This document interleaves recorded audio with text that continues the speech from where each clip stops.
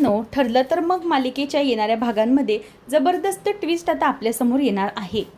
आता सायलीने मधुभाऊंजवळ आर्जव केल्यामुळे फायनली मधुभाऊंने सायलीला जे काही सत्य आहे ते इशाऱ्यातून का होईना परंतु सांगण्याचा प्रयत्न केला।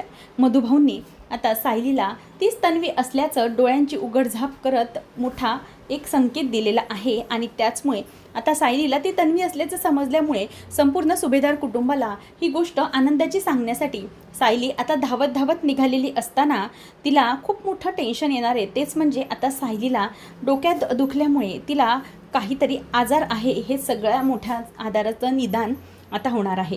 म्हणूनच आता अर्जुन हा हॉस्पिटलमध्ये जाऊन सायलीच्या नेमक्या कोणत्या आजाराचं आता निदान होणार आहे आणि सायलीच्या बाळाचं नेमकं काय होणार आहे सगळं आपल्याला आजच्या या व्हिडिओमध्ये पाहायला मिळणार आहे। चला तर मग व्हिडिओला सुरुवात करूया।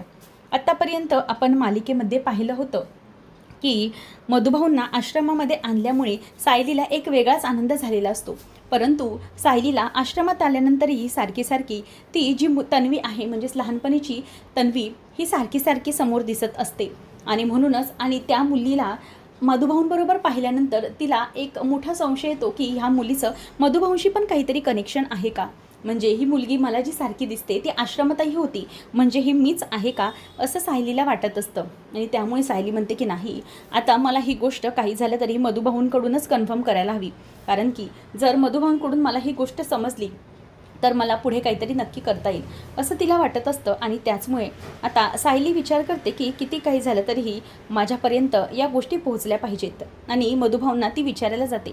ती म्हणते की मधुभाऊ तुम्हाला बरं वाटतंय ना, तेव्हा मधुभाऊ काहीच बोलत नाहीत।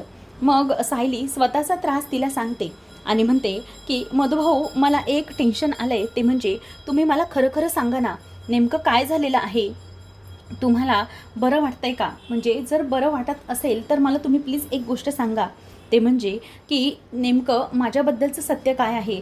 मधुभाऊ हा त्रास ना मला खूप दिवसापासून होतोय, म्हणजे जेव्हापासून मला पूर्ण आजीने तन्वी अशी हाक मारली ना तेव्हापासून मला असंच वाटतं की तिच्याशी ना माझा काहीतरी संबंध आहे, नक्कीच काहीतरी आहे जे मला सतावतंय। त्यामुळे मधुभाऊ प्लीज तुम्ही मला एक गोष्ट सांगा ना की नक्की हे सगळं काय आहे, कोणता प्रकार आहे, म्हणजे मला हे सारखं का जाणवतं, त्या मुलीचा भास मला सारखा का होतो, हे सगळं तुम्ही मला प्लीज सांगा, त्याशिवाय मला काही समजणार नाही आहे मधुभाऊ। तर इथे आता मधुभाऊ हे सगळं बघत असतात आणि ते कुठल्याही प्रकारचं पापण्यांची उघडझाप वगैरे करत नाही।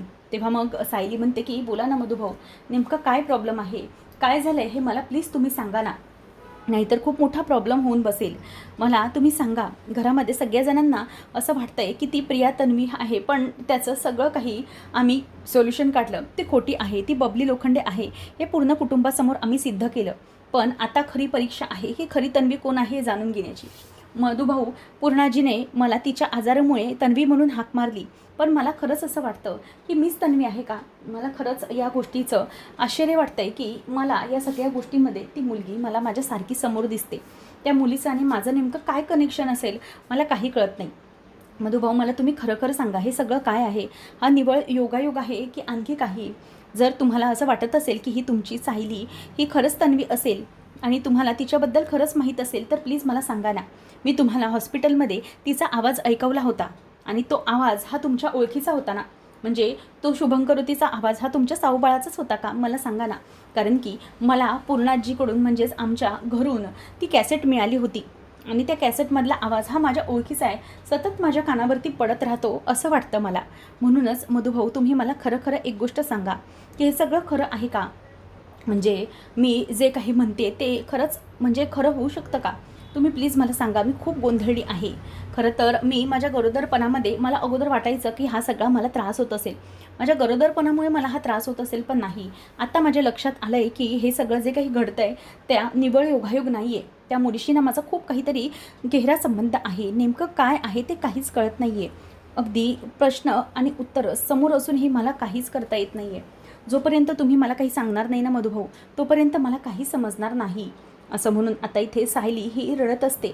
त्यानंतर मग आता मधुभाऊंना ती म्हणते की बोला, मी तुमच्या प्रश्नाची आणि उत्तराची वाट पाहते, निदान तुम्ही मला डोळ्यांची उघडझाप करून तरी इशारा द्या मधुभाऊ की नेमकं काय घडलंय, कशा प्रकारे सगळं काही होऊ शकतं, प्लीज मला तुम्ही सांगा, सांगताय ना मधुभाऊ, असं म्हणून आता ती मधुभाऊंना विचारत असते की प्लीज मला सांगा नक्की काय आहे, तुमचं म्हणणं काय आहे ते मला सांगा.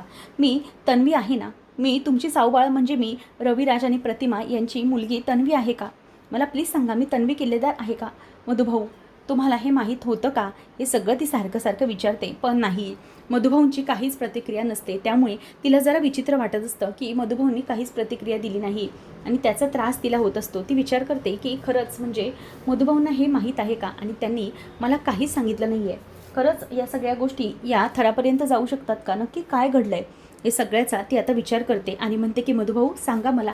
पण तिथून आता मधुभाऊंचं काहीच उत्तर नाही म्हणून ती निघून चाललेली असते. ती म्हणते की नाही मधुभाऊ, तुम्ही मला काहीच उत्तर देत नाही आहे, मी कुठे जाऊ, कोणत्या आशेवरती जगू, असं म्हणून ती तिथून निघून जाते. आणि तेवढ्यातच मधुभाऊ तिथे तो बाजूचा तांब्या असतो तो खाली सांडतो आणि तो तांब्या खाली पडतो. त्याचबरोबर सायली पटकन धावून येते आणि म्हणते की तुम्हाला काही बोलायचं आहे का मधुभाऊ माझ्याशी?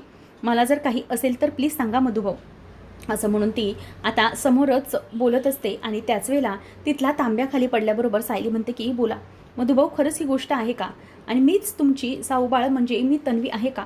तेव्हा मधुभाऊ डोळ्यांची उघडझाप करतात आणि सायली म्हणते की थँक्यू, मला माहीत होतं मधुभाऊ, तुम्ही मला खरं काय ते सांगाल. तुमच्या या साऊबाळाला जर त्रास होत असेल तर तो त्रास तुम्हाला सहन होणार नाही, त्यामुळे तुम्ही मला खरं सांगाल, मला माहीत आहे, असं म्हणून आता सायलीला खूप बरं वाटत असतं. आणि सायली ही रस्त्याने आता चालत चालत निघालेली आहे. म्हणजे जे काही घडलं आहे या सगळ्या गोष्टींवरती आता सायलीचा मनामध्ये विचार सुरू असतो.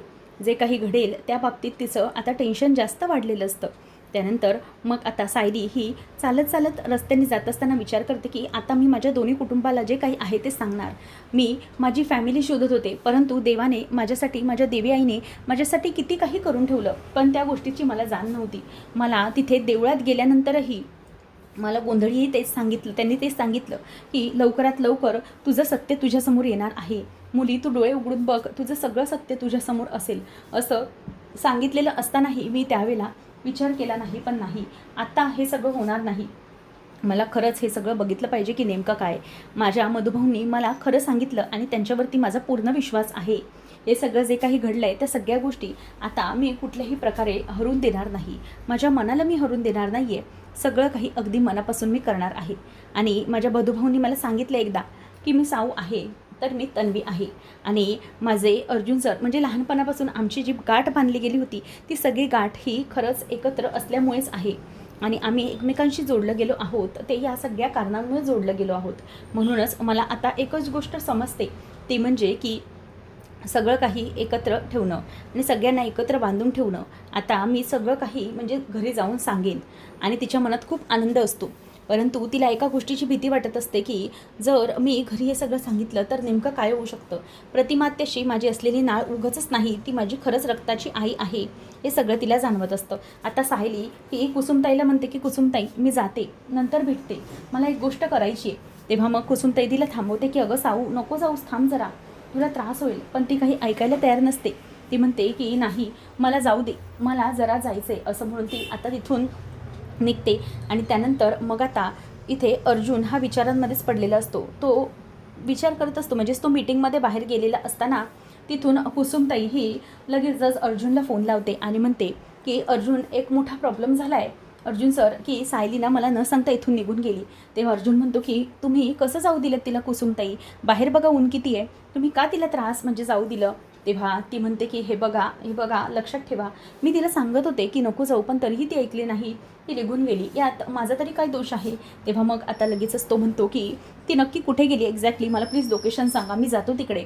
तेव्हा कुसुमताई म्हणते की नाही, ती फक्त एवढीच मला बोलली की मला एक खूप महत्त्वाची गोष्ट करायची आहे आणि मला जायचं आहे, त्यामुळे ती गेली आहे. तेव्हा मग आता लगेच अर्जुन म्हणतो की ओके मी ठेवतो फोन, ती फार काही अंतरावर गेली नसेल, मी बघतो जाऊन.